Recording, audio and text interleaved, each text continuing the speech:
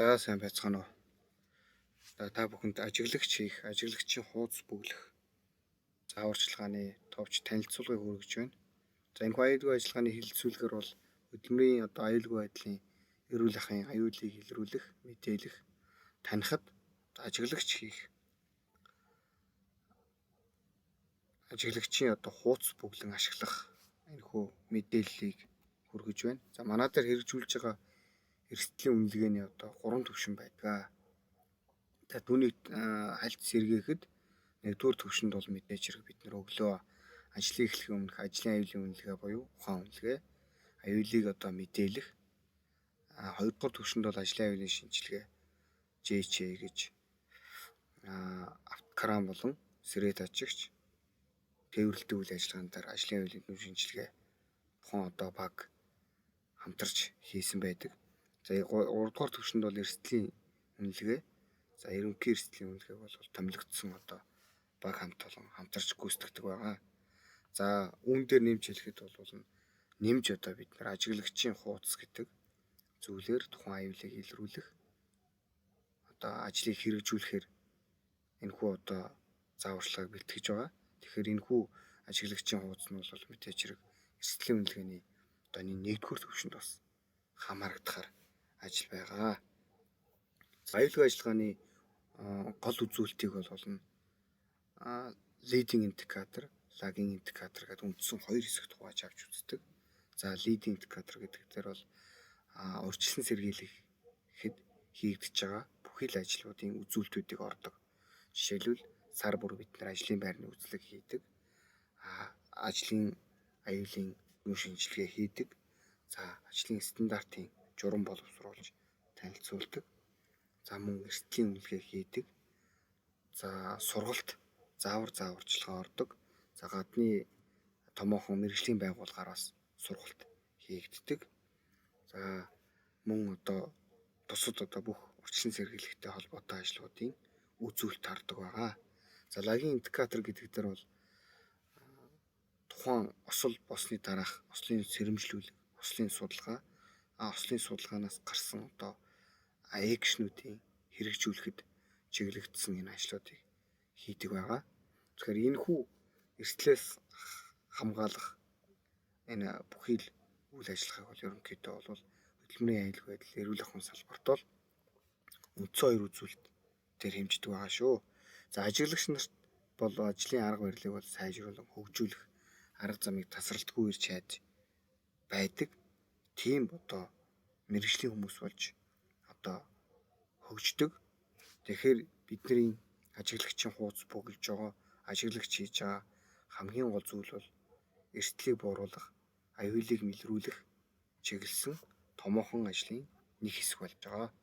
За тэгэхээр бид бол энэ томилогдсон ажиглагч хийхэд бол тодорхой хэмжээний суралцж аюулгүй ажиллагааны талаар мэдээллийг нэмэгдүүлж байгаа өөрт чинь. За олон улсад бол ерөнхийдөө томоохон байгууллагуудад бол ажиглагчийг бол янз бүрийн байдлаар хэрэгжүүлдэг.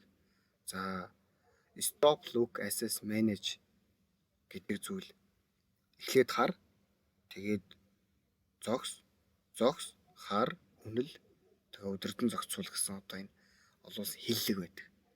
Тэгэхээр энийг бол яаж ажиглагч ашигладаг вэ гэхээр бид нар өдөр тутам ажиглалтуудыг бол ажлын байрны талбар дээр явж байхдаа өөрсдөө хийж идэг. Эрсдээ үнэлж байдаг, аюулыг хянж байдаг. Гэхдээ тодорхой хэмжээний баримт болон баталгаажуулалт бол байдаггүй. Тэгэхээр энэ яаж хэрэгжүүлдэг вэ гэхээр энэ ислам гэсэн энэ хуудастай урд нь нэрээ бичээд ард нь огноогоо тавиад за энэ хуудасны ард талд нь бол юу харсан, юуг арилгасан, яаж зохицуулсан, аюултай үйлдэл байсан уу, эрсдэл гарахаар үйлдэл байсан уу гэдгийг бичиж тэмдэглэж явчихдаг гэсэн үг. За сайн ажиглагч байхад бол маш олон аюултай ажлуудыг харах, аюулыг илрүүлэх алхмуудыг хийж идэг. За барилгын угсралтын салбарт хааби ажилтан би хийж байхдаа бол ажиглагчийг бол зургаар хийдэг байсан. За барилгын талбайгаар тойроод аюултай гэж үзсэн эсвэл одоо аюултай үйлдэл хийж болзошгүй нөхцөл байдал үүссэн.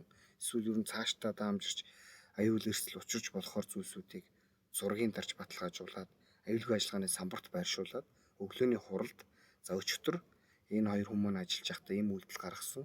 Эсвэл яг энэ техник төхөөрөмжийн одоо тороос болон энэ эдгээр зүйлсүүд ийм байсан гэдгээр ингэж ажиглалтаа хийж баталгаажуулж танилцуулдаг байсан. Тэгэхээр биднэрт бол тодорхой хэмжээний ээлж дараагаараа страталаар одоо жагсаалт гаргаад ажиглагчдыг хийхэд бол чадварууд тодорхой хэмжээгээр сууж эхэлнэ. Жишээлбэл тухайн хүний оронд нь өөрийгөө тавьж үзэх, тэ аюултай нөхцөл байдал үүсэж байгааг харж илрүүлэх, тухайн хүнтэй одоо хамтарч ажиллах, тэ аюулуудыг илрүүлэх ийм чадварууд бол гарч ирдэг. За бид нар энэхүү ажиглагчийн хуудсыг хэрхэн хэрэгжүүлэх юм бэ гэхээр мэдээж хэрэг энэхүү эрсдлийн эмнэлгээний одоо энэ сургалт зааварчилгааг бол бүрэн үзэж танилцах. За ахлах ажилтнаасаа дэлгэрүүлж судалж асуух. За өөртөө судалж дэлгэрүүлж судалж мэдэх. За томоохон эрсдэл бүхий ажлуудаар бол мэдээж хэрэг хөндлөнгийн ажиглагч бол хамгийн чухал хэрэгтэй байдаг аа. За ажиглагчийн хуудсыг харин яаж хэрэгжүүлэх вэ гэхээр ийм хуудас байгаа манай дээр. За энэ хуудсыг хэвлээд тухайн өдрийн томилогдсон хүн өөрийнхөө одоо энэ хэсэгт нэрээ бичээд, огноогоо бичээд, цагаа бичээд за хувийн хамгаалах хэрэгсэл дээр хүмүүс бүрэн хэрэгжилж байна уу, үгүй байна уу? За хүмүүсийн одоо имбрөө сунах ч юм уу, цахилгааны эрсдэл байна уу? Тийм ээ. За гараар ачаа өргөх эсвэл одоо зөөх үед эргономикийн одоо бэртэл гэмтэл авах магадлал байна уу? За манай дээр аюулгүй ажиллагааны нэмэлт журам зааварчилгаа хэрэгтэй байна уу? Энэ ажилдаар ямар хуг хяналт хэрэгтэй байна? За манай дээр гэрэлтүүл болон дуу чимээ тоосчлт байна уу гэдгийг энэ дээр тэмдэглээд бичээд байршлаа бичээд ажлын үрхийн нөхцөлөө бичээд ингээд тухайн эрсдлийг үнэлээд баримтжуулж явах. Тэгээд ахлах ажилтнаа хураалгах. За миний бодлоор бол энэ ажиглагчийн хуудас бүглэх ажилчдын иймэрхүү нэрс гаргасан байж байгаа.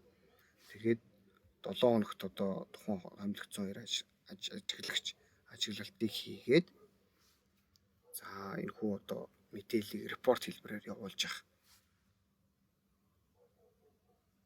санал гаргаж байгаа. За энэ дээр энэхүү хуудсан дээр бол агуулгын ахлах ажилтнаагаа дахин ярилцаад энэхүү хуудасаар энэхүү одоо нэрсийн страталаар явах уу арай өөр зохион байгуулалтаар тухайн одоо өдрийн болон 7 хоногийн ажиглагчийг хийх үү гэдгээ бол шийдвэрлэх нь зөвөө.